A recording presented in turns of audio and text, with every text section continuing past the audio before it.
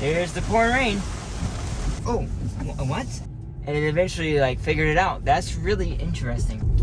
Hello everyone, this is Rocco coming back at you for our next 11.4.4 drive. This is for the Crazy Hill test. If you don't know what that is this road right here. That is a bunch of hairpin turns. Never counted it. 1, 2, 3, 4, 5, 6, 7, 8, 9, 10, 11, 12, 13.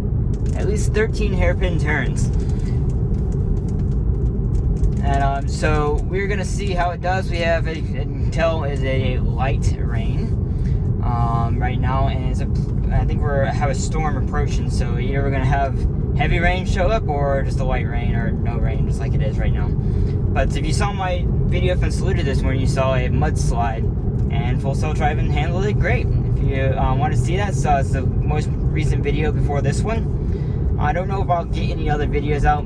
Maybe this weekend we'll see if I'll do any more. Let me know down below if you're curious in seeing those week out. And yeah, see all that mud. I would have swerved around the mud. It's not really that big of a deal, but yeah, the car gets covered in mud. But whatever, it'll wash off. Oh no! I hope that was a snake. I hope we didn't run over the snake.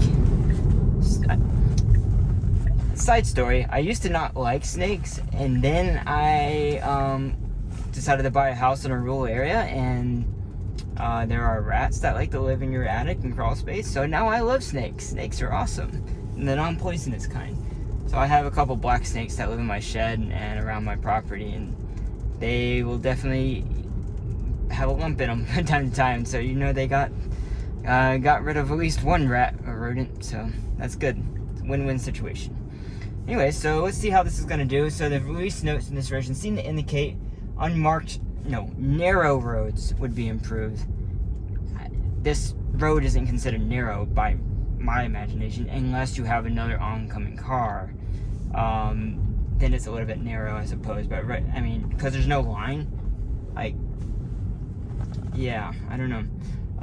Oh yeah, let's go ahead, and you saw what the road looks like. Let's keep this up so you can see how close the car is getting. It seems like it's going a little bit faster. It seems that way. Maybe I'm wrong. Also, this is not cool enough. Oh, because we're not in auto. That would be why. I'm like, why is it so hot in here? Okay, first hill. Or hill.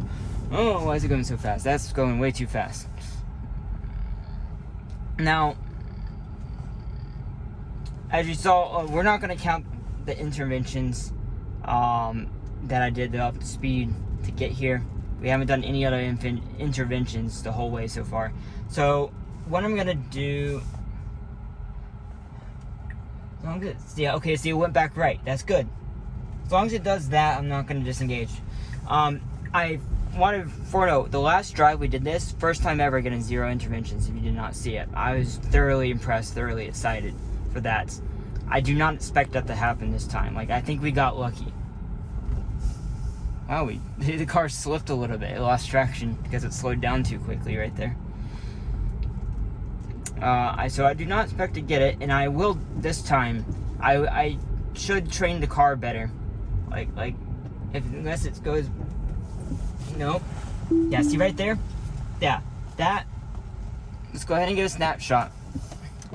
I disengaged because the car is on the left side of a blind turn. It would make a head-on collision if a car came around that blind turn.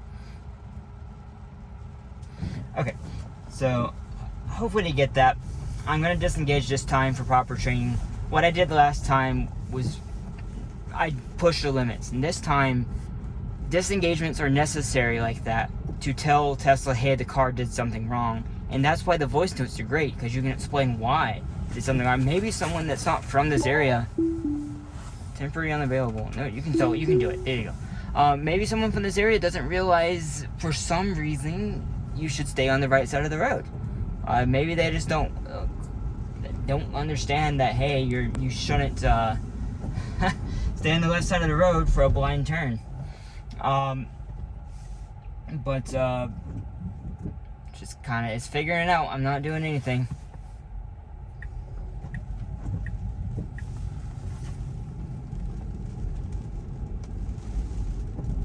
And as you can see, we are getting a little bit of rain now. I'd be interested if it starts pouring. There's the pouring rain. There you got what we want. At least we can now, first time doing crazy hill tests in the rain. Now it's got degraded, so let's see if that messes it up here. I think my GoPro is waterproof on top. It's one of the 360 cameras. I guess we'll find out. I don't know if that's going to interfere with your view up there, but if it does, I'll go switch it back to the interior view.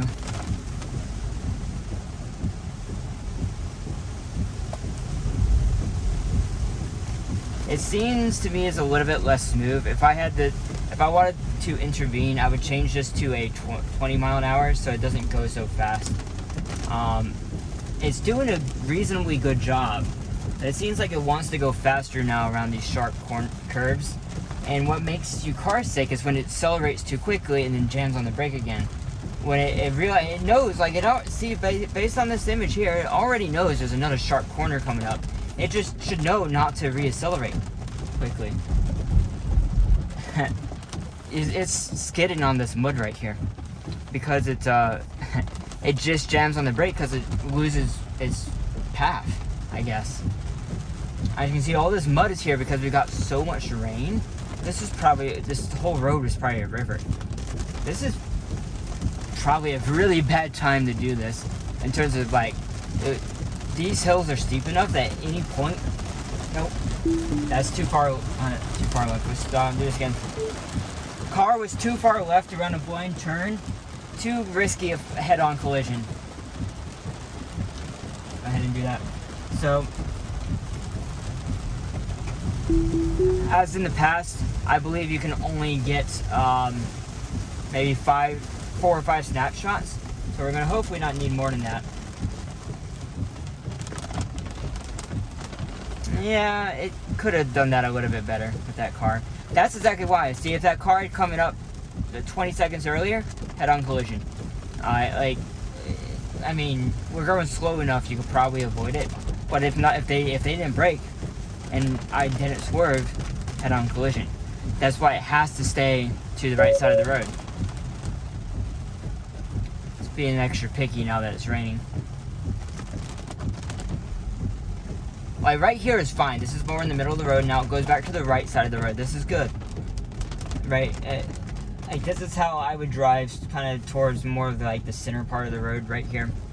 And then around the blind turns, you stay on the right side of the road, which is not doing well enough right here. See, it went all the way to the left side of the road. Why is it doing that? Again, right here, too far left. It's just, hopefully they can get this training data. If you guys, I don't normally say this. I'll put a clip on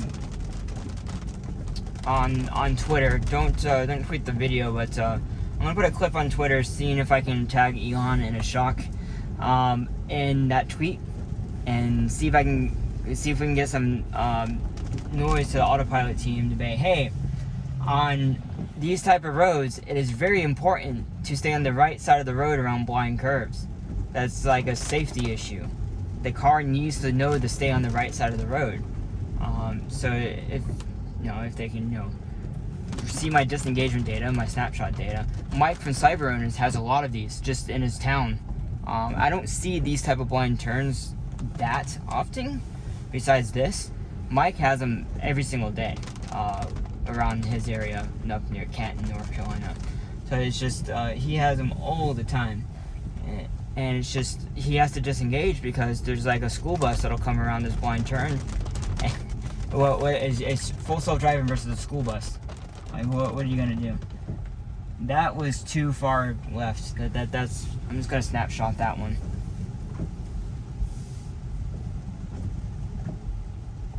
But we have another oncoming car. Also, so during the day, there's more cars on the road. I did this late afternoon, I think on a Sunday or something, last time we did it. So I don't know if we saw like one car as we were coming back up. But 2 disengagements so far coming down, only because we would have made it. Oh, what? Wow, So I didn't see that car. The car was in the A-pillar. I didn't see that car right there. So for me, I would have been on the right side of the bridge regardless. Because the car was in the middle of the road, the A-pillar was blocking the car. So I didn't see that until it started swerving. I'm like, why is it swerving? And then I realized there was a car right there. So the only reason I didn't see the car is because my car was in the wrong part of the road. But yeah, that's an odd scenario I've never experienced before. But obviously my car swerved around it and got out of the way. Interesting. I'll have to review that closer. Oh, I guess we are our points here. So what I'm going to do is I will turn around in this parking lot here. But yeah, so again, we could have made this with 0 interventions. I want to make that clear, though. I disengaged purposely to train the system. That is important. It's fun to do the test to see how long you can go without interventions or disengagements, all that stuff. But if your car is making a safety critical issue, it is your duty as a tester of this beta software to disengage and send information back to Tesla. It is your role to help improve the system. It's everyone's role that uses the software. If the car's not doing something safe, we have to correct it. So the point is, I do this occasionally on my testing, but when I'm driving without making videos, then I will disengage. I will push the limits during my testing, but as soon as I go to drive on my own and do the same routes, if it's something that I don't like and I want it to improve, I will disengage and I will submit voice feedback saying, hey, it did this wrong, I would like it to do this, etc., etc. And so that's something I would like to see improved. That's something I would like to see everyone start doing is these edge cases. If you don't disengage, Tesla doesn't know anything was wrong. Like my last video, I'm saying this from someone who's done it wrong in the first place. If you don't disengage, they don't know it was wrong. The last drive was not perfect by 0 interventions. I made it by luck because there wasn't a car coming. If this road never had any other cars on it, then yeah, it did it great. But since there's always going to be other cars coming on this road, you have to drive it the safest way possible, which is stay on the right side of the road. Okay, let's see how it does around this first one. These first couple turns are the hardest ones. You can see how it's the map data. And as it got closer, I was able to see better.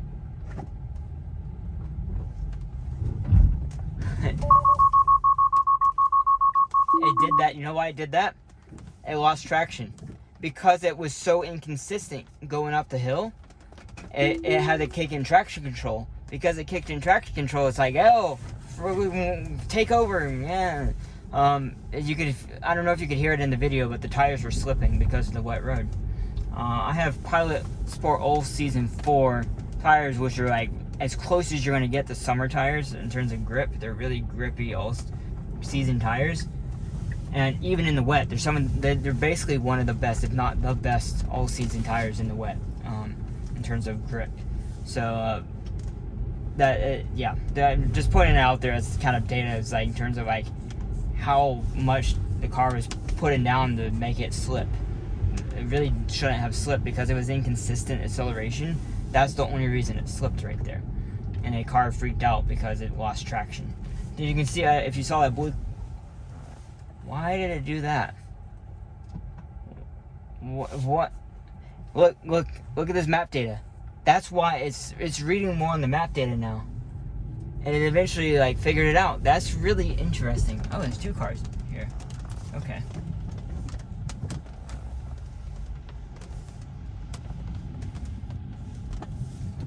See, that's the thing. I kind of wish it didn't freak out right there. Look at this map data, man.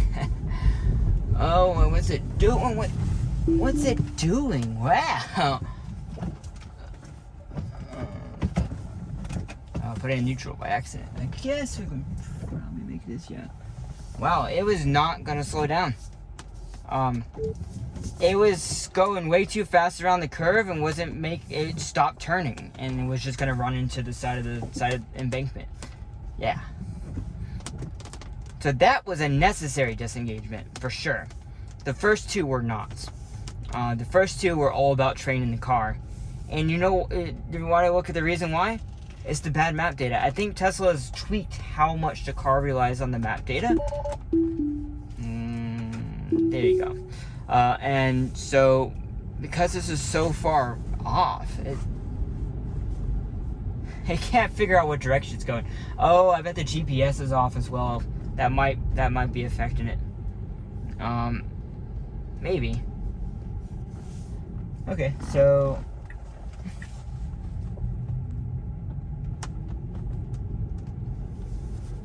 I guess technically the red hands was also just necessary disengagement. Well, okay, never mind. That wasn't a necessary disengagement. That's just a pre-programmed disengagement. If it loses traction, Tesla's like, hey, take over. So that's basically why it has to. What the heck is it doing?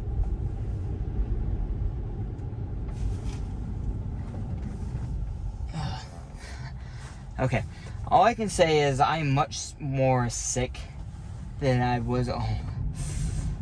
Yeah, I'm much more sick than I was on the previous one. That being said, I did just eat lunch, so that's probably why.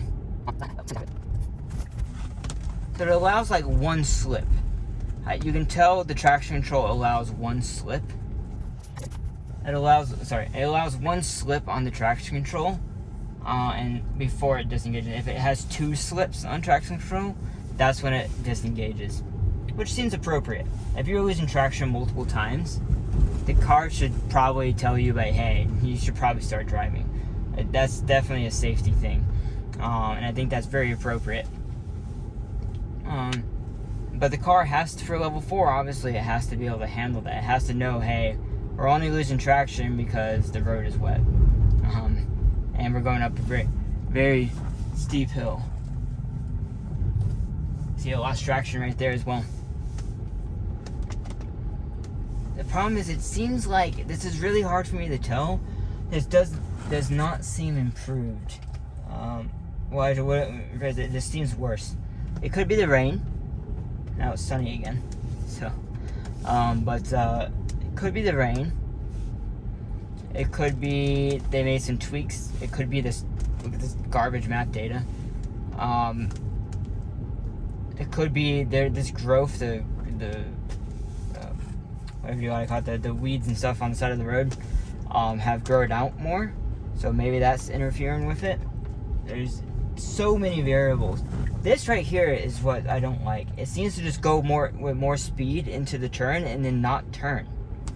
Notice how, look, it's still going up this road even though nav is telling it to go the opposite direction. Now this was a good turn.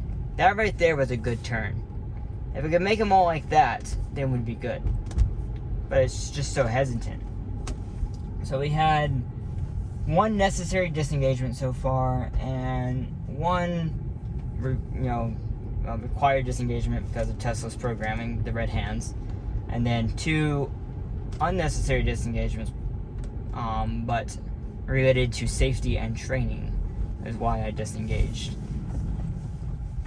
Because it stopped. Because it stopped so much, what it needs to do is just start. It needs to go down to a crawl instead of just stopping like it did. That would prevent it from slipping, as well as it would be a lot smoother for the passenger.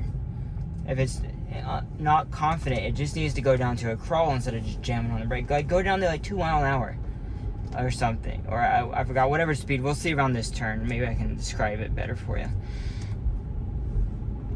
See, it jams on the brake all the way down to 5 miles an hour. If what it did is went to about 7 miles an hour and it stayed going slow instead of staying at 5, then that probably would have been much better, and then slowly accelerated back up to speed. Because it jams on the brake and speeds back up, this makes me sick. I'm pretty car sick right now. It doesn't help that I just ate lunch a little bit, an hour before this, but yeah.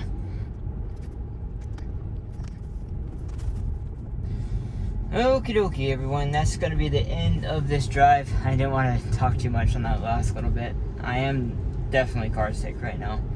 And we'll use that as judgment on how good it was. The previous time was definitely better than this time. It could be any number of reasons. It could be due to the rain. It could be due to the new version, making some changes on unmarked roads. So many different reasons. Could be the map data seemed like it was even worse. Something happened. Could be GPS. Your guess is as good as mine. Obviously, it did not do better. But that's not necessarily a bad thing. Like I said, I told you at the very beginning, I did not expect this to get 0 interventions again. We got lucky on the previous time. No traffic, perfect weather. I let it, do unsafe maneuvers, etc., etc. And so this time seemed to be a little bit worse, but that's expected. Like I said, we got lucky on the last one. So yeah, hopefully this training data gets back to Tesla. Go ahead and tag Elon and Ashok in this post, or retweet it, or whatever you want to do. You'll see it in my Twitter. And hopefully we will get this test. We can make this into crazy hill test or whatever for like truck's turn, but for the crazy hill test. Make sure it stays on the right side of the road for blind turns. Like, that's not anything that's unsolvable. That's a very easy thing to solve. They just haven't focused on it yet. But yeah, I appreciate everyone watching. If you have any questions for me, put comments down below, and I will see you in the next video. Thanks, everyone.